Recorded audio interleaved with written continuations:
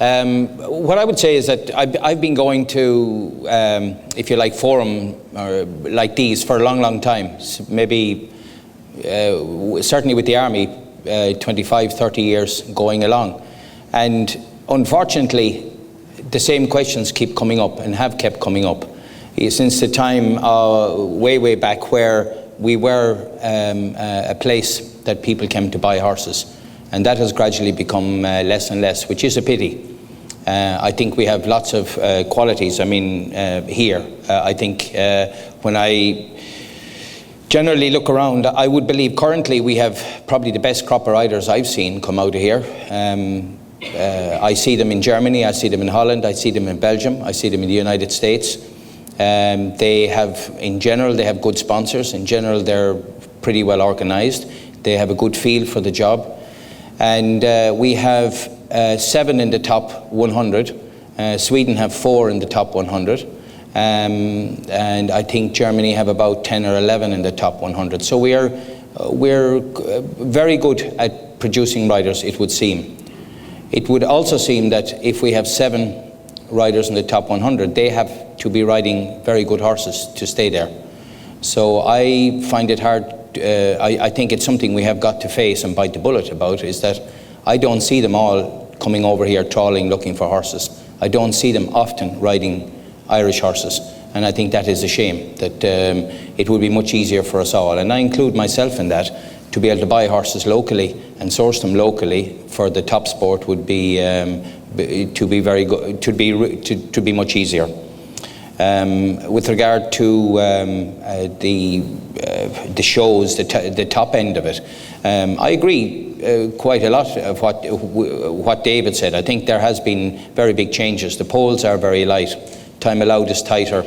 The course builders use a lot of distance problems now. So the expertise of the rider is important, but also the athleticism and the blood required is probably more than it was in the past. You could get away with a plainer horse before. But we've spoken about that for 2020. Some kind of a schism here to change things. David also spoke about Holland and Belgium and even Sweden and Denmark. I bought horses in Denmark, very, very good horses. Horses in Sweden. And why are we not producing those? Have we a clear idea what we want to produce? Have we...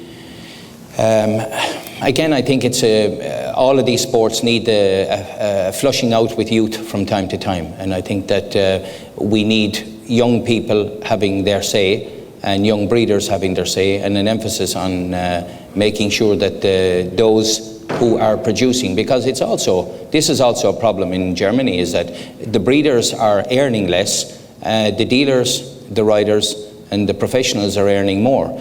And the breeders are beginning to go out of the job of breeding. And in the end, we all depend. That's where it all starts. If we want to have a sport, we have to have horses to jump in the sport. And I think the breeders are really, really important.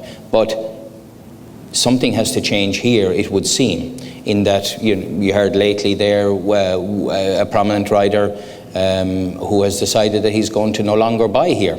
And I wouldn't be looking and pointing the finger at him. I would be pointing the finger at ourselves to say, why is he doing that?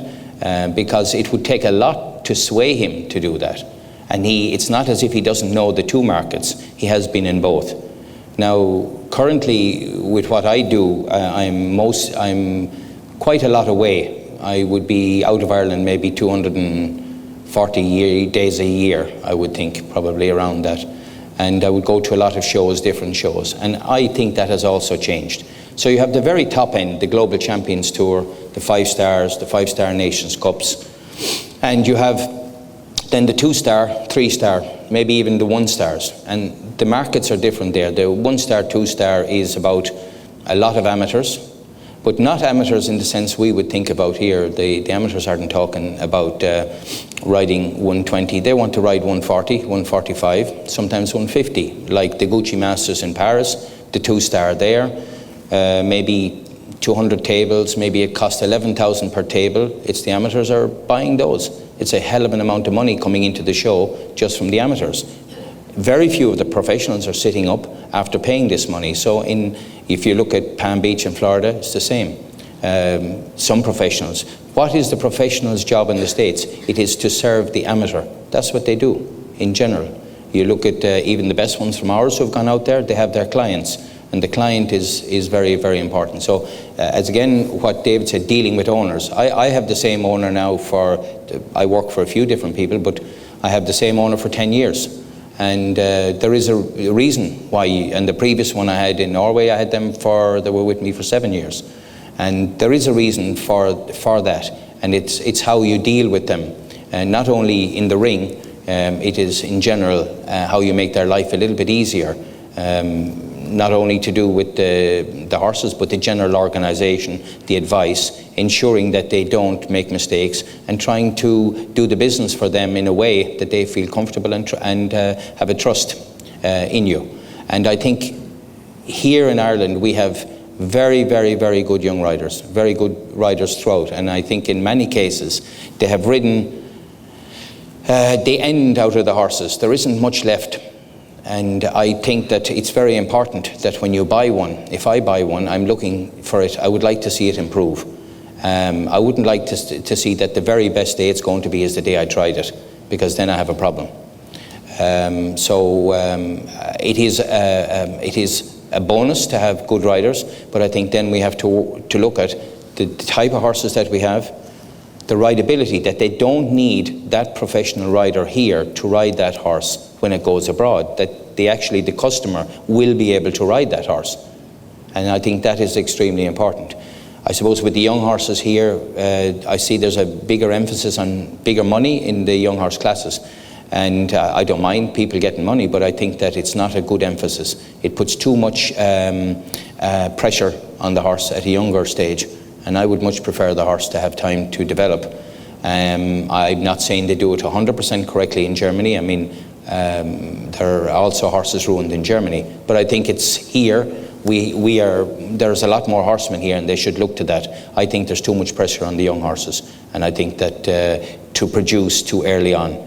And I would prefer to see a system whereby they were judged more on the things that I might be looking for customers, which would be, I don't care, I've never bought a horse because it won a class, maybe a Grand Prix horse, but definitely the young horses coming up, I've never bought a horse because it won a class. I'd buy a horse because it had a good temperament, it was sound, it was rideable, it had a good length of stride, it could come and go, change a lead, it would be important for amateur people, all that kind of stuff. So those would be the things I'd be looking at.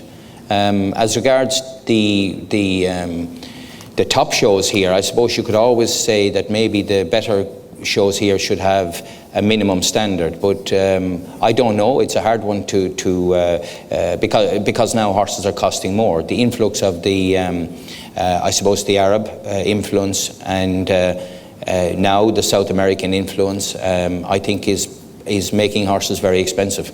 It has become almost prohibitive.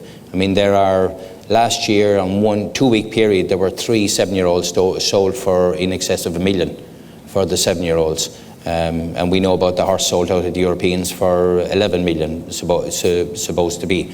So there is money, and there's a very good living in the sport outside of Ireland. The dealers I travel around to, even the normal dealers, seem to be doing a good business to be able to make money. You go through Holland, and you go through Belgium, you go to Germany.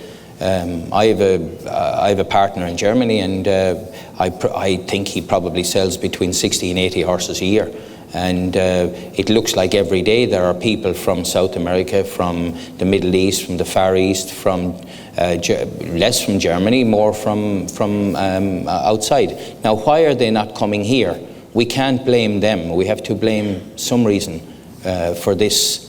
Now, and it's gone on and on. As I said, I've been doing this, going to conferences and stuff a long time, but we don't seem to have moved on in a huge way. I think riders-wise, I definitely would say yes, but on the otherwise, and I think all of you have to ask that question. I think we've a lot of expertise in Ireland. There's a lot of people who I rode with and subsequently who are very, very good.